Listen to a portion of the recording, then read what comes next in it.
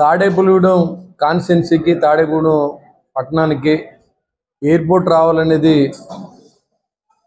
గత మాజీ మంత్రి మాణిక్యాలరావు ఉండగా నేను ఆయన బాబిరాజు గారు కలిసి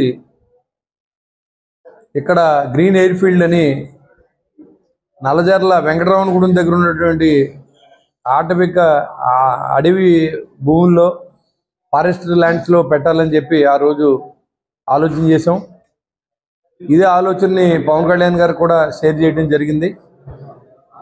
ఆయన కూడా సుముఖంగా తాడేపల్లిగూడెం అనేది వ్యాపారానికి నడిబొడ్డుగా ఉండేది, ఖచ్చితంగా మరి ఇక్కడ ఎయిర్పోర్ట్ ఉంటే బాగుంటుందని ఆయన కూడా చెప్పడం. ఇప్పుడు మన విమానయాన మంత్రి మన రామ్మోహన్ నాయుడు గారిని కలిసి ఈ ప్రపోజల్ కూడా చెప్పవలసిన అవసరం ఉంది. గవర్నమెంట్లో ఉంది మన పేరు, దానికి భూమిని చూడవలసిన బాధ్యత లోకల్ లీడర్స్గా మనకు ఉంది కాబట్టి ఆయన అభ్యర్థించి త్వరితగతిని మన 5 సంవత్సరాల లోపల ఇక్కడ ఎయిర్పోర్ట్ వచ్చే దిశగా మనందరం కలిసి ప్రయత్నం చేయాలని కోరుతా ఉన్నాం. దానివల్ల విమానాశ్రయం వస్తే చాలా ఫెసిలిటీస్ వస్తాయి. అంతవరకు డబుల్ రోడ్డు పెట్టవలసి ఉంటుంది. భీమవరం నుంచి ఇక్కడ కూడా 1 అవర్లో ఇక్కడ వెహికల్స్ వచ్చేలాంటి పరిస్థితి ఏర్పాటు చేయాలి.